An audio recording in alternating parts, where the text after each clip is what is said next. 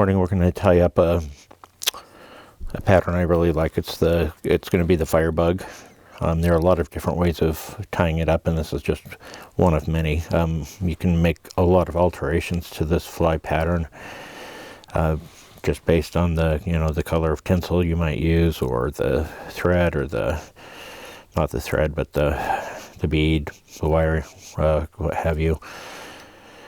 So we're just going to start out by getting our thread secure here to our hook, and we've got a 14 nymph hook in the vise and a 7/64 silver bead, and we're going to do this one today a little bit more silver in color. I like the tail on this one to be a little bit bushier, so I'm gonna, instead of using like a Coq de Leon, I'm gonna actually use some pheasant tail fiber, kind of like a pheasant tail nymph, and so I'm gonna pull those straight up from the shaft of that feather. And in doing so, you'll see those tips do a pretty good job of lining up. And that's what we want. So I'm going to grab it by the tips there, and I'm just going to go ahead and yank that off. And that will help me just ensure I keep those tips aligned. So once I've got those tips, I'm going to take a look. I'm going to measure them out. I want them to be about the length of the shank of the hook, or a little bit less. And if that's where it is, then what I do is I pinch right here, and my thread wraps will then come right in front of these two fingers here, and those fibers should be about where I want them. I'll probably do some adjusting, because that's just what I always do. So I'm going to go ahead and pinch those here and bring this down to the back. See, now my fingers are at the back of the hook.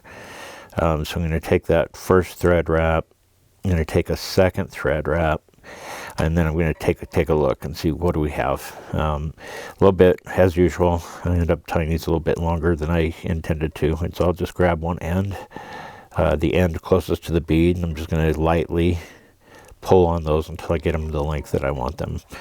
And that just happens to be the length I want them. So we got our tails kind of in place there, and we're going to go ahead and move forward up the shank of the hook here, leaving that pheasant tail fiber in place, because this is going to be tapered. So I'm going to take advantage of having some extra material there with that pheasant tail to build up a little bit more bulk towards the eye of the hook and behind the bead. So at this point I can go ahead and just cut that right off.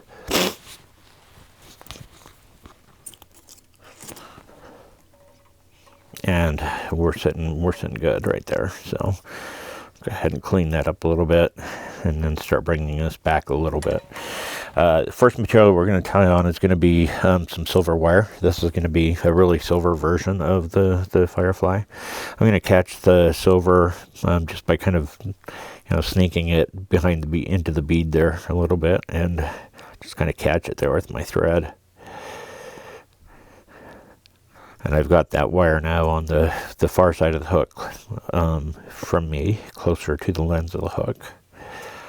So the other material I'm going to tie in is going to be some silver tinsel, if I can find it down here.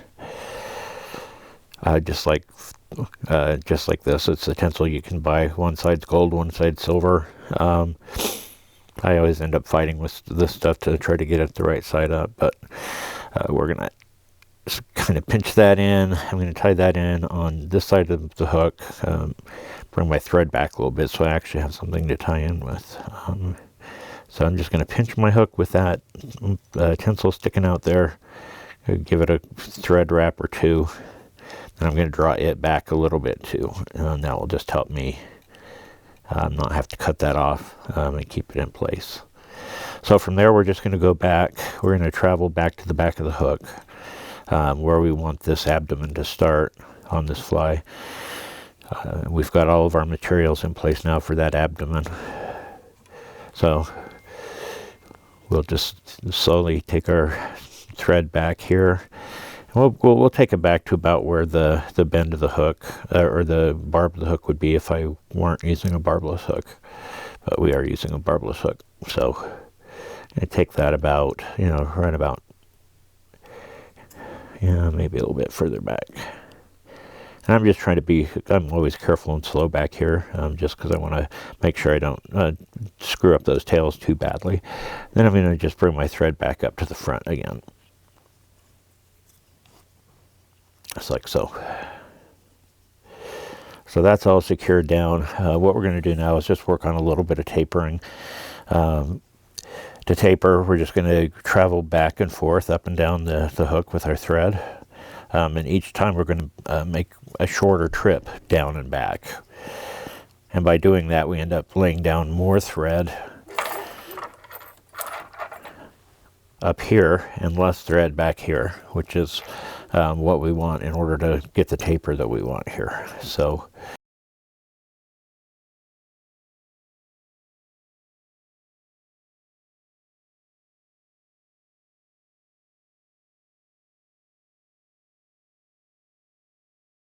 once we have that tapered about the way that we want it here for the body, I'm just going to throw in a really quick whip finish behind the bead here, so I can use my bobbin cradle as I put this silver tinsel and wind it up the shank of the hook. So there's my silver wire. That's not what I want right now. I want my silver tinsel, and I want to make sure I'm getting the silver side up.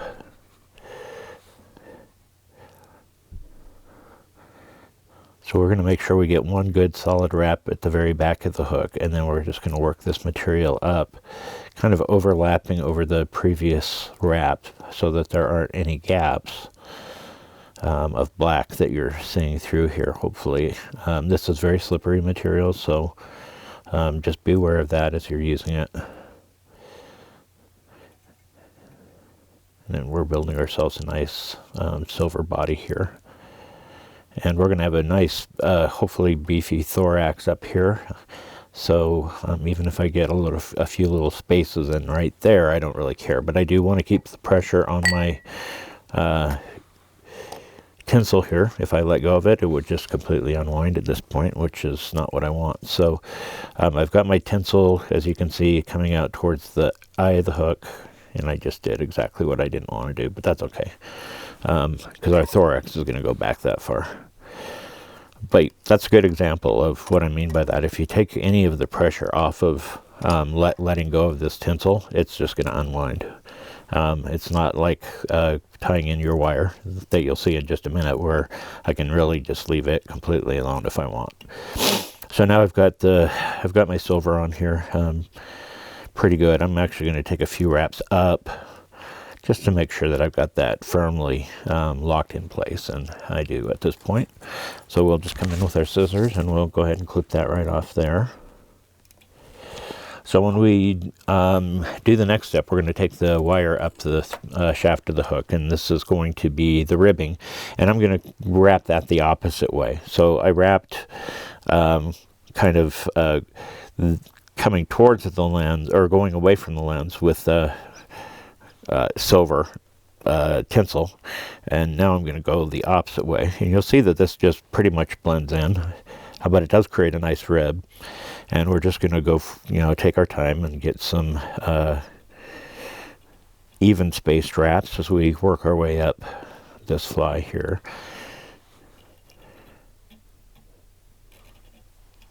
There we go.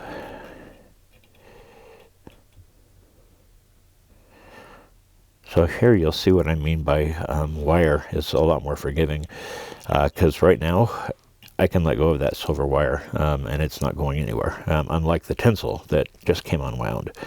So I'm going to go ahead and take a couple of thread wraps over the top of that silver wire here, just to help lock it into place. Then I'll take a few wraps here on the other side of it, closer to the bead. And we've got a nice shiny body going here.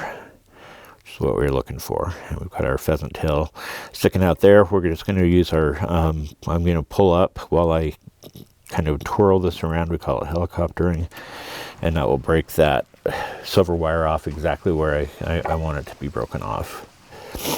When I'm going to do something maybe a little bit different than maybe other people do, I'm going to tie this a little bit more of the kind of copper john styles. So once again, this was one of those times where you have to think ahead a little bit. The last material that I'm going to fold over on this fly is going to be this pearl Mylar It's about the width of the top of the hook. It's just the right size. So I'm going to tie that in first, and it's a very slippery material, so sometimes I'll tie it in with quite a bit sticking out beyond the eye, or even the eye of the hook, but the bead. I'll just throw down a couple of wraps like that, and then I can just hold it in the back here and draw it backwards to get it to the length that I want, so I don't have to cut much off. So there we have it right about there. You can see it's going right over the top of the hook. The next material I'm going to tie in is just a little bit of this black nymph skin. And I'm going to just tie this in just because it helps that, it'll make that Mylar, pearl Mylar just stand out a little bit more. So we'll go ahead and get that tightened down behind the bead. This also needs to be right over the top of the center of the hook. I've got it a couple of cranked down wraps here so I can actually, you can see, stretch this stuff. And I'm going to go ahead and stretch it a little bit, just and I kind of will wiggle it left and right, and that will just help make sure that that stays centered right over the top of the hook. So from here we're gonna do our thorax, and for our thorax we're gonna use our Peacock Curl. Looks like it's about time for me to break out another peacock. Like I've always said, I always keep these right next to me because I use them so much. So I've got my 2 pieces of Peacock Curl. I'm gonna take them and I'm gonna trim them off right about like that. Just because they're so delicate on this top end. And I don't want to clip them off too far towards the back, because then I have too much stem and I don't get the puffiness that I'm looking for. So I'm just going to draw my fingers backwards with these hurls until they're where I want them. And you can see my thread doing exactly what I don't want it to do, right? So it's trying to go over the top of the bead. I want that.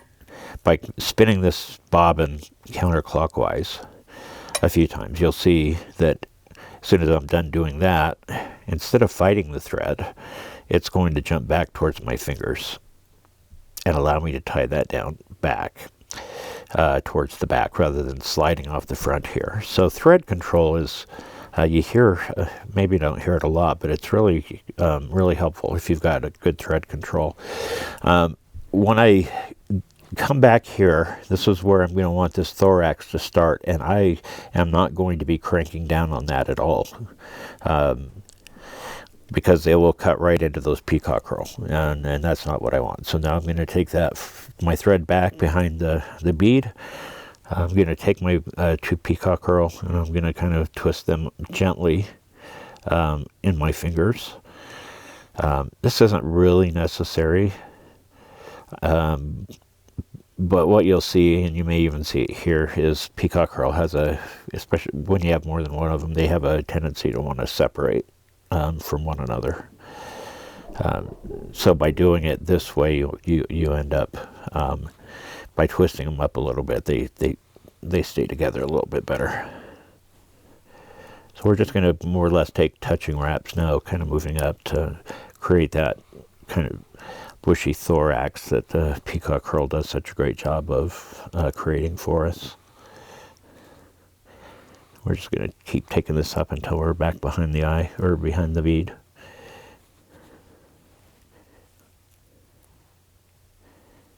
And we are there. Take my thread, and I'm going to make sure it goes on top of that hurl and locks it into place. Don't want too many thread wraps here because we just don't need them. And we'll take another couple of wraps, and that's now locked in place just like we want it. I can take again, I love the rotating device for this kind of stuff because I can make all sorts of adjustments like that. But I can turn it and get a really good angle on this to clip these Peacock Curls off just where I want them.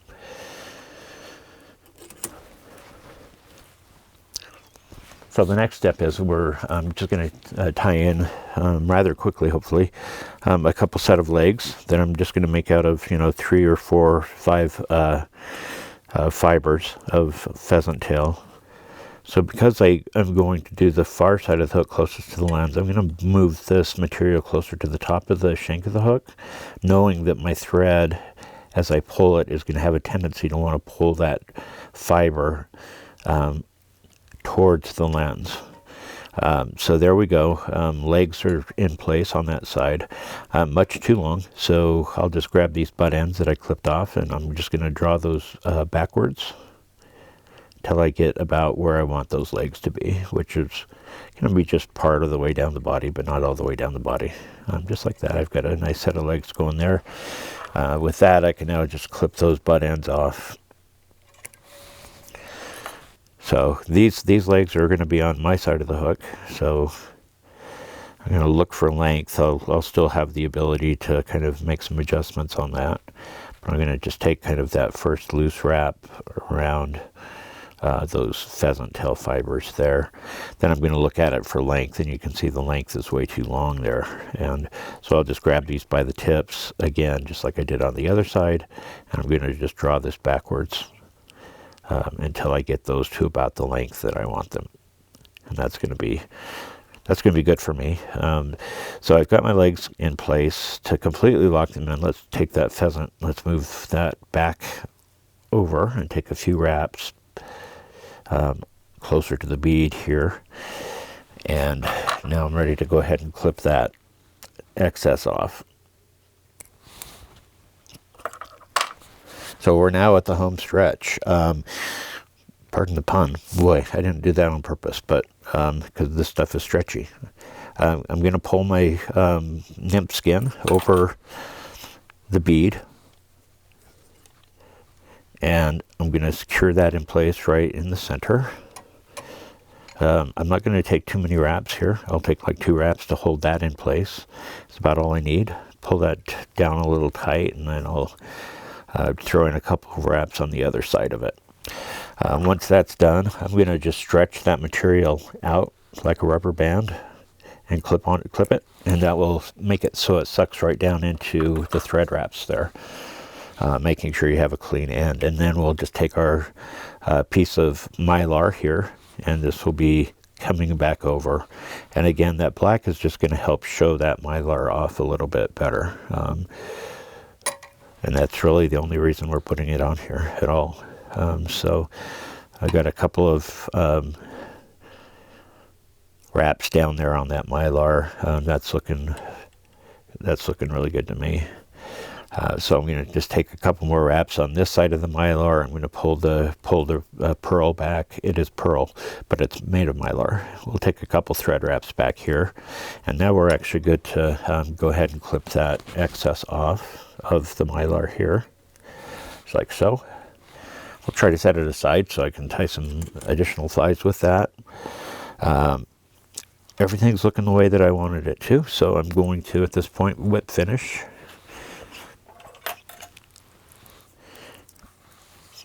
I'll get my whip finisher out. We'll just take 4 or 5 turns here with our whip finisher to just secure everything down into place. There we go. I'm going to pull that down a little bit tight after I get that done. I'm going to grab my scissors one last time so that we can disconnect from our fly, just like so. And a good, like I said, it's a really good looking pattern. I really like this one a lot.